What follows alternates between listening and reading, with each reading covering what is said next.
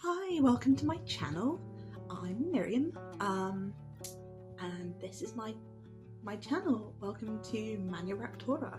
So I thought I would do a little introduction vlog. Hi. This page will primarily be about falconry, but also raptors in general, and birds in general, and dinosaurs and paleontology in general. And might also have some just general science fiction and fantasy stuff mixed in, and maybe some mental health advocacy stuff. We will see. I'm going to have two kinds of videos. One will be vlogs like this, and one will be highly edited and scripted video essays. Those take a lot of work to make, and they are really difficult, and also I'm really struggling with editing. I'm not very good at editing, so I really want to take the time to just learn how to do that before I really start putting that stuff out there. So in the meantime, while I'm learning how to edit, I'm going to be making vlogs. Don't worry, they're going to be interesting though. So pretty soon I will be getting my very first bird of prey. I will be getting a Harris hawk. And I thought I would do a video diary showing the training that I will be doing with this bird, and eventually some of the pest control work I'll be doing. Some of the falconers in the YouTube space do pest control work, but I feel like, or they have done pest control work in the past, but there isn't anyone really making like content about it. So, and it's something that a lot of people have seemed to really wonder about, how it's done, how it happens, you know, even non-falconry people, and even hunting or display falconers who don't do it. So I thought it would be really fun to just peel back the curtain a little bit and show the good and the bad of what goes on in pest control falconry here in the UK. I also want to give an example of what it looks like to get your first bird. In my position as a young person, you know, there are 1,000 ways that people get into falconry, get into raptor keeping, but I do feel like my situation is quite unique because it feels like there aren't exactly a lot of 20-somethings getting into falconry. A lot of people get into it as much older adults. So I also wanted to do this video diary, training diary series, because I want people to see what it's like to have your first bird. And it's a very interesting situation that I have a bird lined up. I will explain the whole story when I finally get her. And yeah, I can't wait to share this journey with you. I would probably be making this diary, or at least some kind of diary. I'll probably also do a written diary, just because recording these things is really important to me, and it's very helpful in falconry. So yeah, I can't wait to show you all the ups and downs and all the mistakes I make. So hopefully some people who come after me can avoid those mistakes.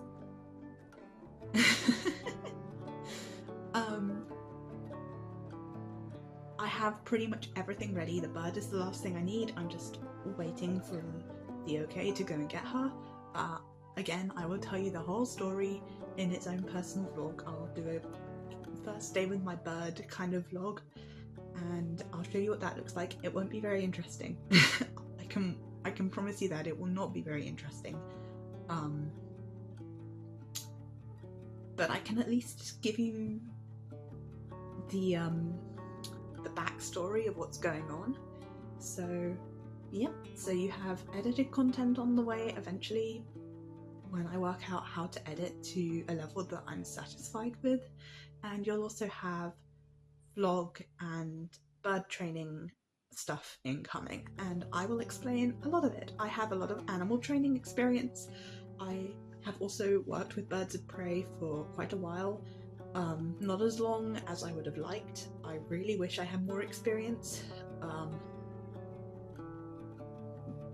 but I would definitely say that I have enough.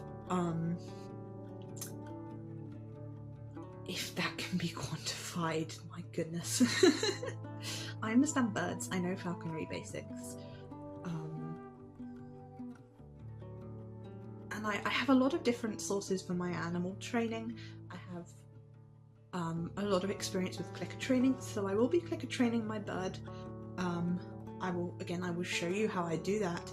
I don't think every bird should be clicker trained, but I do think that we already do put a lot of clicker training, what's the right word? Principles into place in our falconry. So I think falconry and clicker training could go really well together. I will explain more as I get into it. I will explain my principles and my thought process and everything else in between. So yeah, there's that for the future. I'd also like to be really honest in everything, because I think putting rose-tinted glasses over falconry gives people the wrong idea, and that only hurts the birds in the end. I think a lot of people see bird social media especially, and wrapped social media in particular, and it's a very small picture. Like, that's a social media problem more than anything, I think. But I'd like to give a much more detailed and more honest look into what it's really like to do pest control with a bird of prey, and also what it's like to train your first bird of prey, because I know I'm going to make mistakes and I know I'm going to get some things wrong, but if I can help someone else avoid the mistake that I made by sharing it, then it'll have been worth it. You know, we learn from one another. Falconry it's a very lonely sport, but it's also one of collaboration somehow. So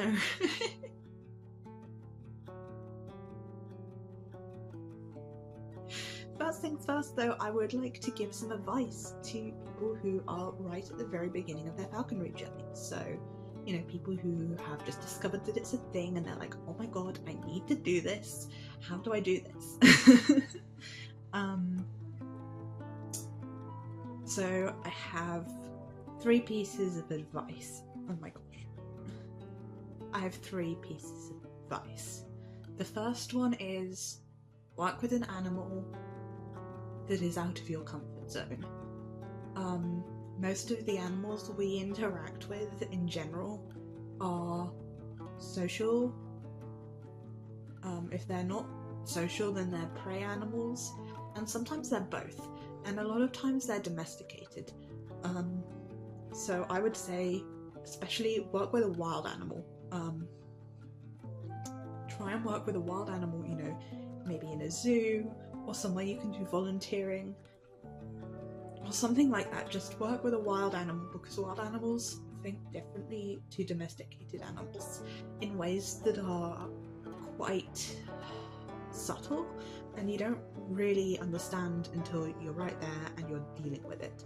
So I would really recommend working with a reptile, so a snake or a lizard, especially one of like the really active ones like a monitor or a tegu, or corn snakes are really quite active as well, or, you know, a really active snake.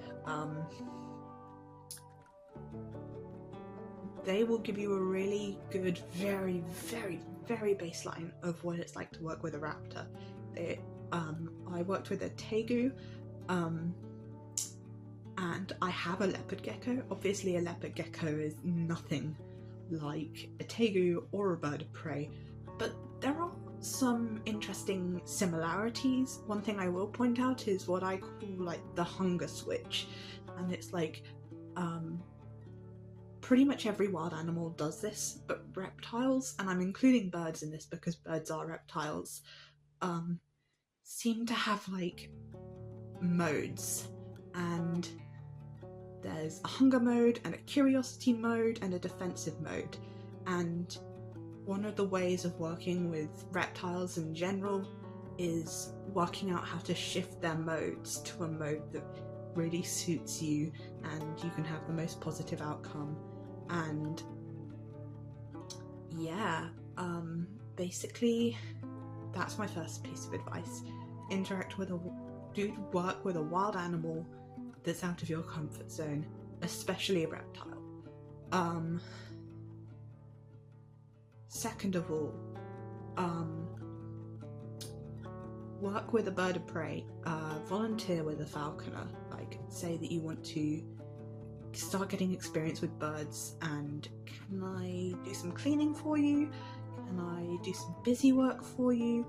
Just start being around birds, but start with the really menial things that you don't want to do, like sweeping up or cleaning up poo or picking up casts or things like that, because they might seem really menial and really boring to you now, but when you have that bird, you're going to have to do that every day. There isn't going to be someone else to do it for you, and that bird is going to rely on you to do those things. So get that baseline down first and foremost, and if those things like the cleaning and the sweeping and the picking up gross things and having to chop up dead chicks really turns you off, then falconry isn't for you, because those are things that happen every single day when you have a bird of prey, and you have to do them. You can't ask someone else to do them. You can't skip all of the boring and yucky and messy and smelly stuff to get to the fun part of flying your bird. That's just not how it works. So familiarize yourself with bird of prey menial work, and that has an added side effect, which leads into number 3. Number 3 is find some kind of mentor. You will get on a lot of falconers' nice lists by doing menial work for them, like, cleaning out their birds, chucking food at their birds, doing all the things that they're too busy to do but need to do. And in the hunting season, you can beat brush for them. Most falconers, some falconers really treasure their hunting time as like alone time, but a lot of falconers will be very happy to take someone with them, especially if that person is going to beat brush for them, because that's really helpful. But get in good graces with a really, really good falconer. Take your time to make sure that the person that you want as your mentor is a good falconer. Here in the UK, because it's not as regulated as it is in America, for example, and it's already quite niche, people can get away with some really, really sloppy falconry. So be very picky about who you want to take mentorship from, and also remember that you can have more than one mentor at once.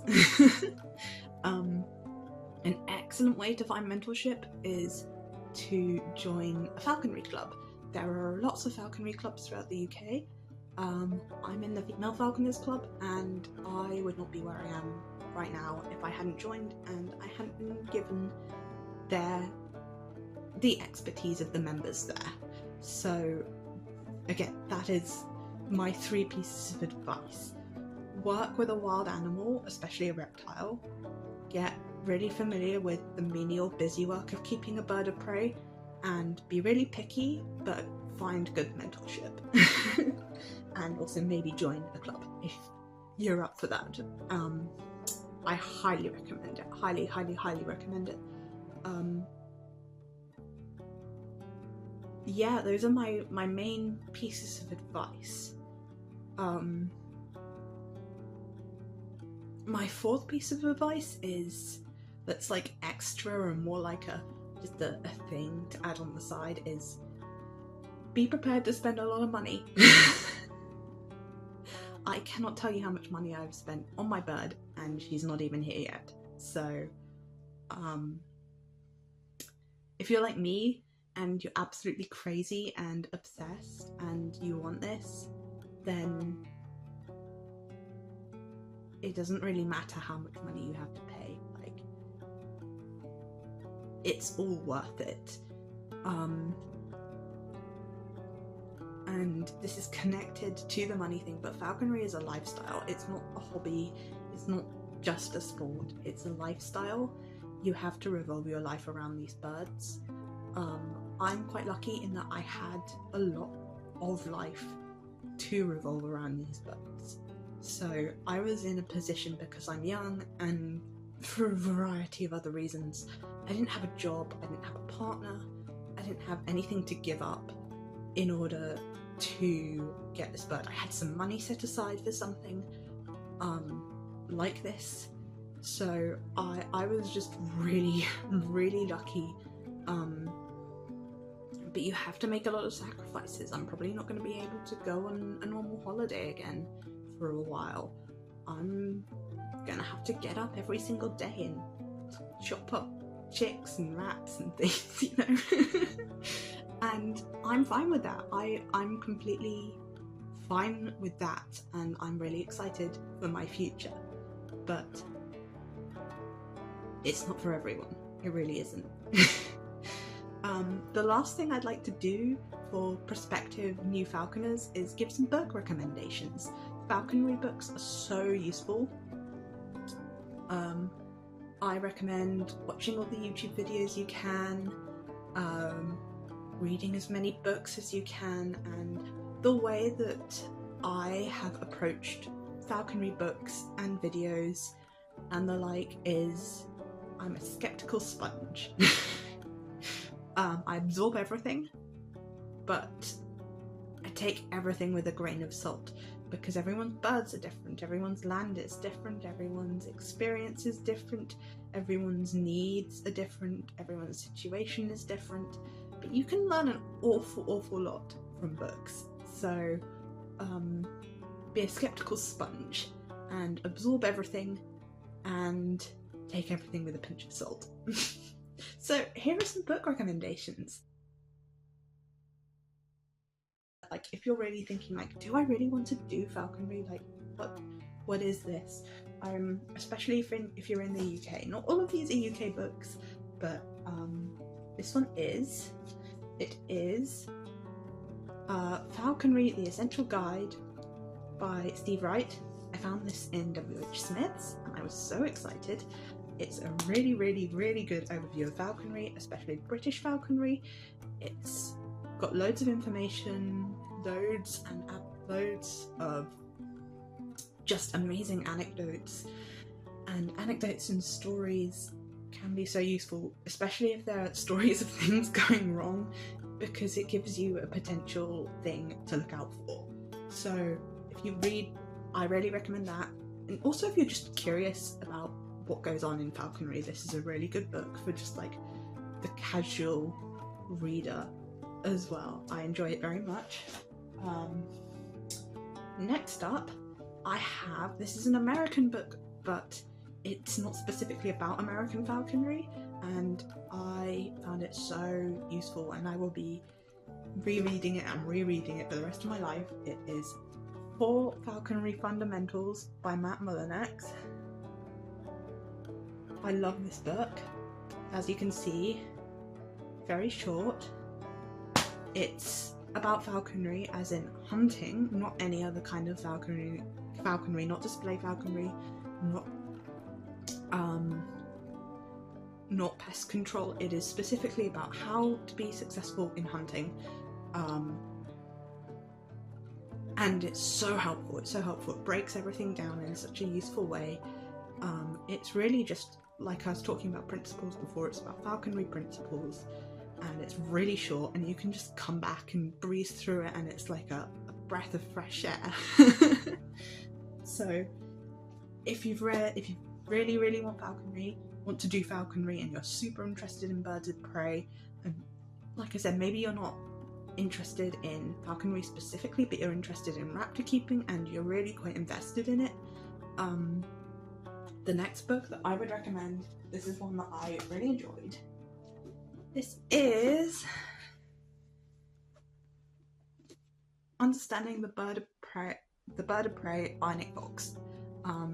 This was recommended to me when I asked for book recommendations about birds of prey, and I was told that it's considered something of a Bible. Like I said, take everything with a grain of salt, be a skeptical sponge, but there is just so much information in this book on every aspect of raptor keeping, not just hunting, and not just raptor keeping, also like the biology and the wild behaviours of raptors. There's stuff on breeding, on equipment, on housing, on like almost everything you can need is in there. And a new edition has come out recently. I would love to get it, but I'm broke because I spent all my money on things I need for my bird. But I'll get it one day. But no, I love this book. I love it to pieces, and I definitely recommend it. So the next 3 books are much more niche, and I wouldn't say that I recommend them to the average new falconer. These are definitely books that are aimed for specific people, and a lot of them assume that you've got a lot of falconry knowledge already. So the first one is Understanding Owls by Jemima Perry Jones.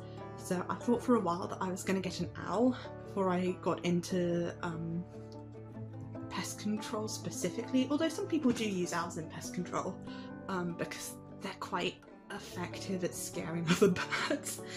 But definitely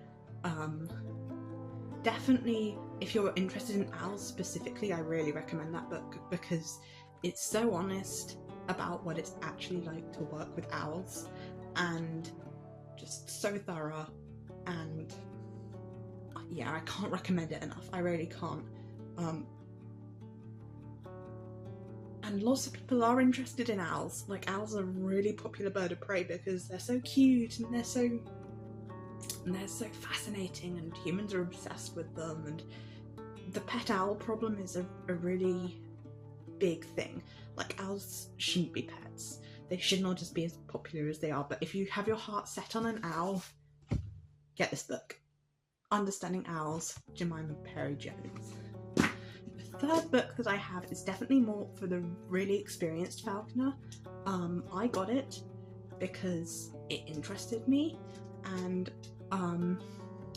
because I love problem solving. So this next book, again, is not...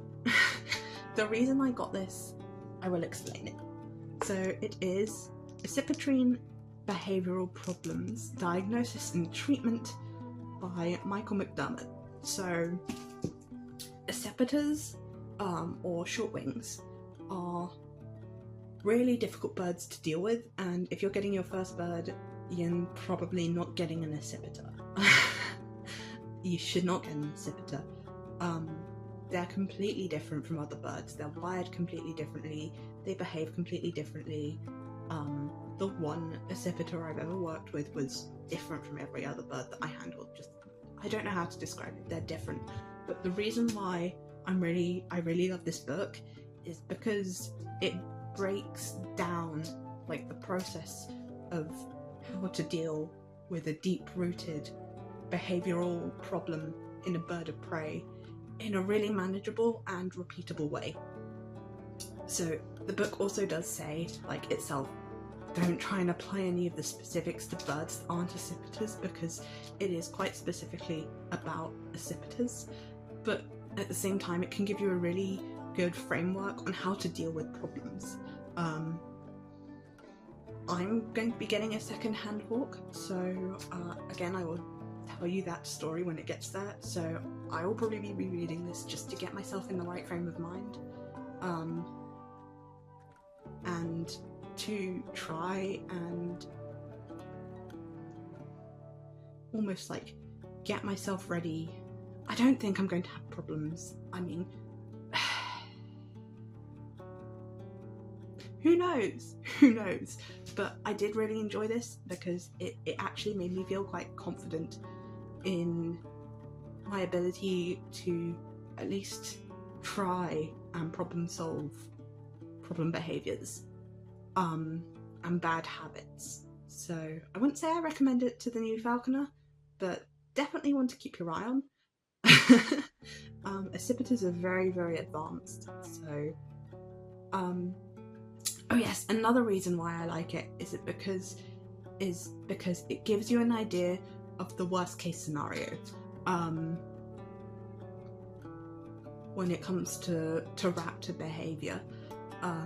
It's very honest, it's very graphic, it tells you what happens when things go wrong, and it's a really important look at the ways that we as humans can mess up these birds' lives and the steps that we can take to avoid this or to help them with the trauma that we've caused them.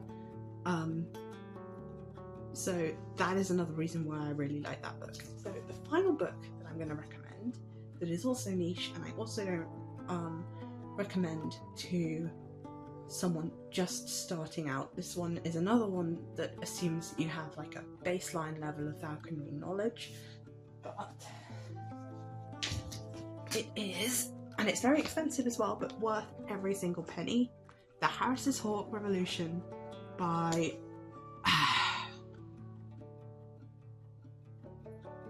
Jennifer and Tom Coulson, who are kind of legends when it comes to Harris's hawks. They selectively breed some absolutely amazing hawks, and I don't think anyone really knows about the species more than them. So if you've got your heart set on Harris's hawks,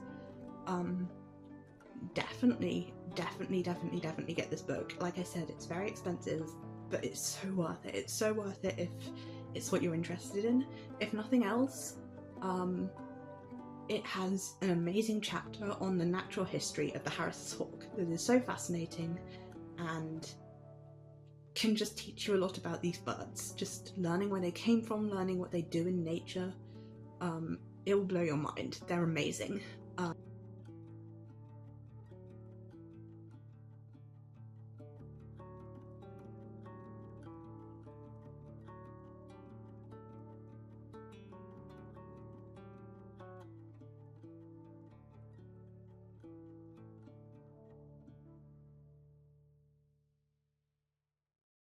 I hope you're looking forward to the future of Maniraptora, and thank you for watching till the end. My next video will probably be my first bird training vlog, so I'll see you all then. Bye!